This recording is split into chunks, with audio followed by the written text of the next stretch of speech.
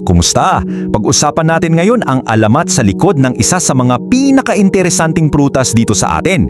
Halika, alamin natin ang kwento ng guyabano. Sigurado akong narinig nyo na yung alamat ng pinya, di ba? Yung tungkol sa isang bata na laging sinasabing hindi niya makita yung mga bagay, kaya ayon nagkaroon ng 1,000 mata. Isang klasikong aral tungkol sa pagsunod sa magulang. Pero iba yung sa guyabano. Ang kwento nito hindi tungkol sa parusa, kundi tungkol sa pagtuklas. Pagtuklas ng tunay na halaga ng isang bagay. Simulan na natin ang paglalakbay na to. Okay, unang yugto. Ang ating kwento ay nagsisimula sa isang lugar na parang perpekto. Sa tinatawag na kahariang Makinis. I-imagine nyo to.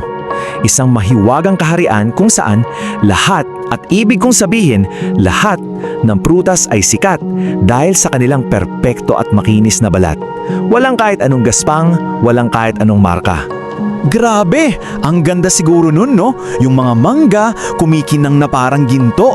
Yung mga saging, sobrang kintab. At yung makopa at santol, walang-wala kang makikitang kahit anong kapintasan. Paraiso talaga ng makikinis na prutas. At syempre, sino ang nagbabantay sa kahariang to?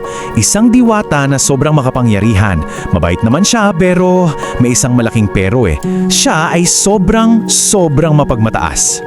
Dito na tayo sa ikalawang yugto kung saan magsisimulang magbago ang lahat. Dahil sa kanyang pagka-proud, isang ideya ang nabuo sa isip niya. Isang likha na babago sa buong kaharian. Sa sobrang taas ng tingin sa sarili, ipinahayag niya ng buong pagmamalaki. Gagawa ko ng prutas na hihigit sa lahat. Isang prutas na magiging salamin ng sarili kong lakas. At sinimulan na nga niya. Una, humulma siya ng isang balat na matigas at kulay berde. Tapos, parang hindi pa sapat, tinakpan niya to ng matutulis na tinik. Parang isang baluti, di ba? Ang goal niya, gawin itong mukhang matibay at parang ayaw magpalapit. Sa isip niya, hindi lang prutas yung ginawa niya. Para sa kanya, isa itong kuta, isang fortress. Kasi naniniwala siya na yung matigas at matinik na itsura sa labas, yun yung simbolo ng pagiging nakatataas sa lahat. At dito na tayo sa ikatlong yugto. Ang tanong, tinanggap kaya ng iba ang kanyang obra maestra? Dito na natin manalaman sa pagtuklas sa nakatatagong tamis.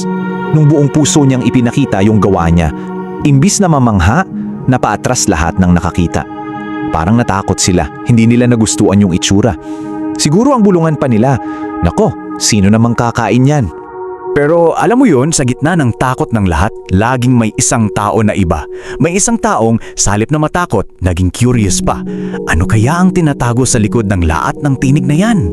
At nung binuksan niya, grabe, laking gulat niya sa nakita niya.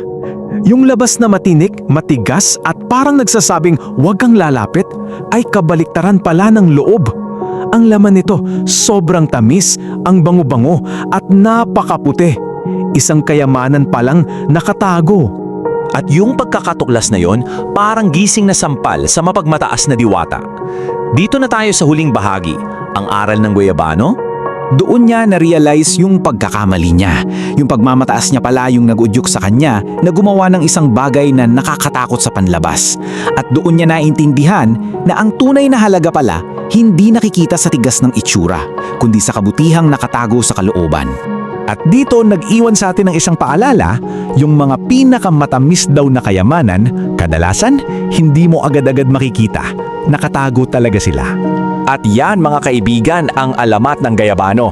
Isang kwento kung bakit ang isang prutas na matinik sa labas ay may napakatamis palang kalooban. Kaya naman, ang pinakamahalagang aral na iiwan ito sa atin ay simple lang pero sobrang lalim. Huwag tayong magpapadala sa panlabas na anyo, sa tao man yan o sa mga sitwasyon sa buhay. Dahil ang tunay na halaga ay laging nasa kalooban. Kaya sa susunod na makakita ka ng guyabano o kahit anong prutas, baka mapaisip ka rin. Ano pa kayang mga aral at kwento ang daladala ng mga prutas sa paligid natin, no? Magandang tanong na pag-isipan.